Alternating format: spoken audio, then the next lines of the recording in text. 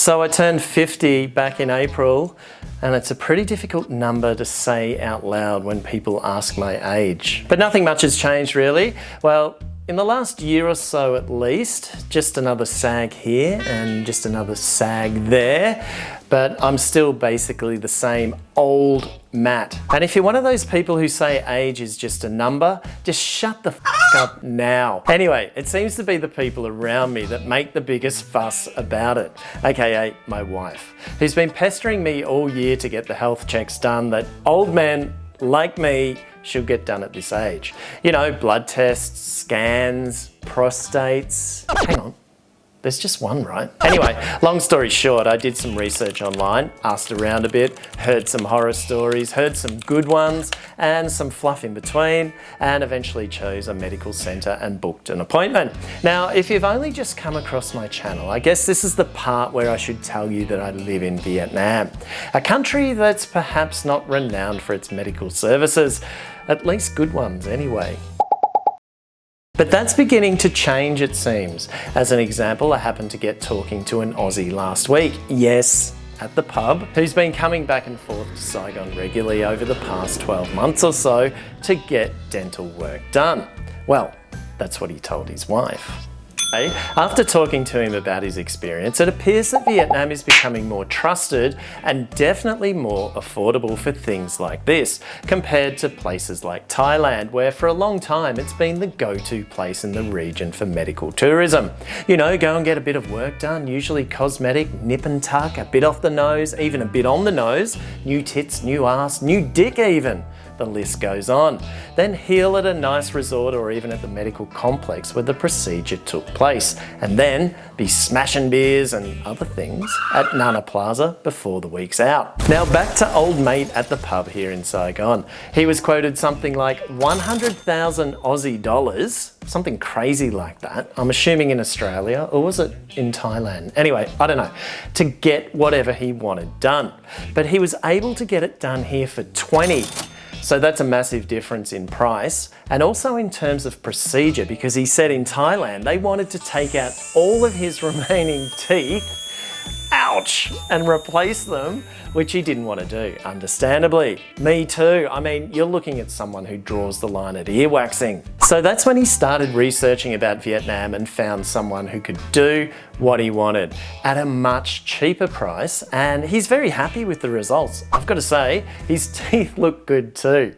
Don't know how bad they were in the first place and precisely what he got done, but he seemed very chuffed and was celebrating with a few quiet beers before going back to his hotel to look at the mirror all night. Anyway, back to my health.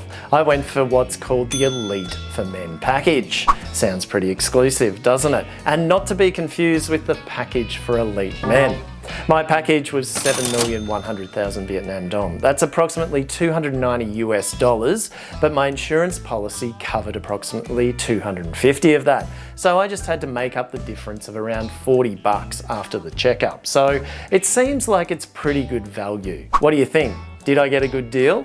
What are your experiences with getting health checks done overseas? I'd like to hear them. As for the health check, all up it took about 2 hours, and I get the full report in a few days' time. Hopefully things are all okay. The initial results indicated things were fine. Although yes, I had to sit there and take it from my much younger doctor when she told me I was too fat. Anyway, fingers crossed, should be all good. Oh, and just a funny experience while I think of it. Content warning though, if you're eating, you might want to skip this bit. I was given 2 small plastic bottles while I was there. One was for a urine test and the other was for a stool test. No, not these things. See the thumbnail if you don't know what I mean. Pre-sampling, obviously. Anyway, on the day, the pee test was easy to undertake mostly. Look, I won't lie, there was some spillage, but the idea of doing a number 2 on premises wasn't overly appealing to me, so I was told I could take the pooper scooper thing home and perform that bit in the comfort and privacy of my own shitter, which I gleefully accepted. But get this, the poop needed to be sent back into town. Now, I live about 5 or 6 kilometers from the clinic, so they told me to just grab it, which means send it via Grab, you know, the ride-hailing app. I thought, well, it wouldn't be the first time I've sent some shit back via Grab, so I thought, okay. So I did the deed, no spillage this time, bagged it up for the journey, booked a grab bike, and within 30 minutes, my sample was safely laid on the clinic's reception desk in time for morning tea. How's that? What a world we live in when we can send any old shit literally via Grab. The possibilities seem endless, don't they? Now, who do I hate that I can send something to? Anyway, I thought I'd share that with you. Now, I'm feeling good health-wise, so let's see what the results say. I'll keep you updated.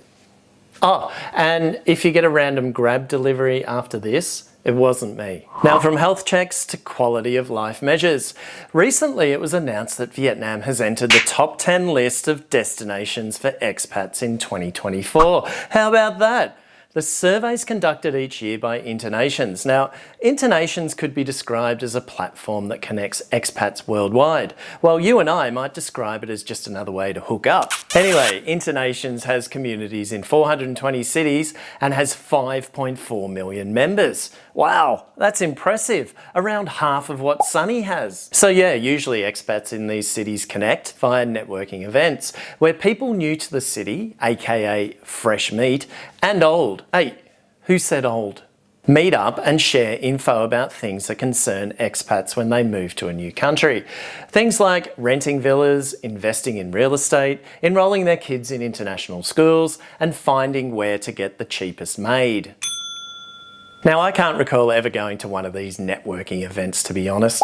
I've never really felt the need to go out of my way to connect that much with other expats. I mean, as an expat, you're bound to run into them anyway at some point, whether that's at a wine dinner or at social club afterwards, in the booze section at Annan Gourmet, or along Pasteur Street on ladies' night, then at the clinic the following Monday morning.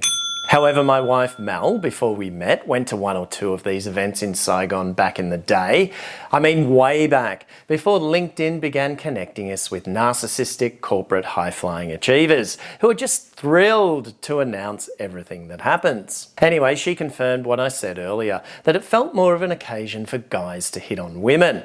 Her words, not mine, which, in all fairness, back then, there probably weren't that many ways for expats to meet, mingle and hook up, unlike today, apparently. So she actually got turned off going to their events and found something better.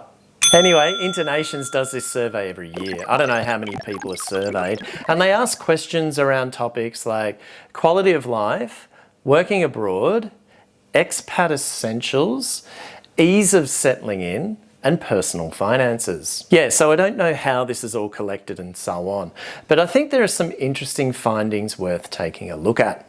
But before we look at some of the results, I want to ask you this. What's an expat? This question pops up in Facebook groups here from time to time, which gets expats trolling each other about its definition, ultimately taking them down the long, slippery slope of opinions on immigration that have nothing to do with Vietnam, until such time that something more important crops up and distracts them, like for instance the setting up of GoFundMe pages by so-called responsible pet owners asking for money so they can afford to fly their pet dogs back home to their home countries. Anyway, if you're still interested, the definition of an expat turns out to be pretty simple. Someone who does not live in their own country, or how about this one? A person who resides outside their country of citizenship. Much of a muchness, isn't it? Who would have thunk? So I guess that makes us all expats if we're not Vietnamese. Anyway, I'm not going to get into the semantics of it, but let me know in the comments what your definition of an expat is. Wrong answers only. Okay, I look forward to reading those. Now, in their report, Internations defines the typical expat in Vietnam, which might just help you with your own definitions you're going to send me. According to them, they're typically 52.4 years old. I just love how I'm still young here. 83% are male. There you go. That already explains why these networking events get creepy. 18% are here finding a job themselves. 13% are here simply because they enjoy living abroad, while 10% are looking for a better quality of life. So what happened to the other 58%? Why are they here? Should we just assume they left this question blank because they're on the run? Now, typically their intended length of stay ranges from possibly forever 26%. Longer than 5 years, 19%. And 1 to 3 years, 15%. Meanwhile, 38% are in education, 8% construction, and 8% marketing and communications. So what's everyone else doing? Now, what did the survey results reveal? Let me summarise, because this video could go on forever otherwise. Which reminds me, I've left a link to the results for you to check out in your own time. Perhaps over a gin and tonic at the deck, or wherever old people tend to hang out. So Vietnam ranked 8th overall out of 53 countries in the best places for expats to live in 2024, with the financial benefits being the main reason for its attractiveness. On the ease of settling in index, Vietnam ranked 13th, which measured things like local friendliness, finding friends, culture, and welcome. It's amazing how much Vietnam has developed in this area over the past 15 years. When I came to live in Saigon, it was challenging for me to deal with the culture, language, the way of doing things, engaging, being able to trust people, and I'd already travelled here as a backpacker 10 years earlier. So I had an idea of what things were like, but nothing like that really prepared me for living here. Social media was in its infancy, so we still relied heavily on word of mouth and print media, and networking events, obviously. Facebook was around, but until 2014, I think, if we wanted to access it here in Vietnam, we had to use a VPN or some other kind of workaround. Now, on the Quality of Life Index, Vietnam has come in at 40th, despite landing at 8th best country overall for expats to live in, and 13th for expat happiness with life abroad. The subcategories that make up the Quality of Life Index include travel and transit, environment and climate, leisure options, healthcare, and safety and security. Yep, look, public transport still remains a big issue here, which feeds into the environment in big cities like Saigon.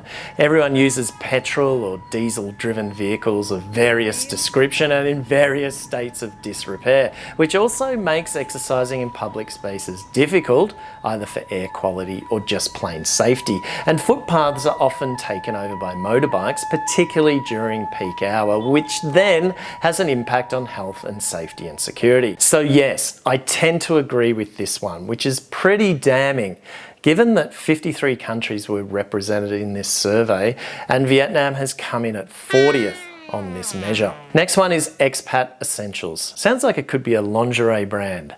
What would be their best seller, I wonder? Anyway, Expat Essentials honed in on things like digital life, ranked 49th by the way.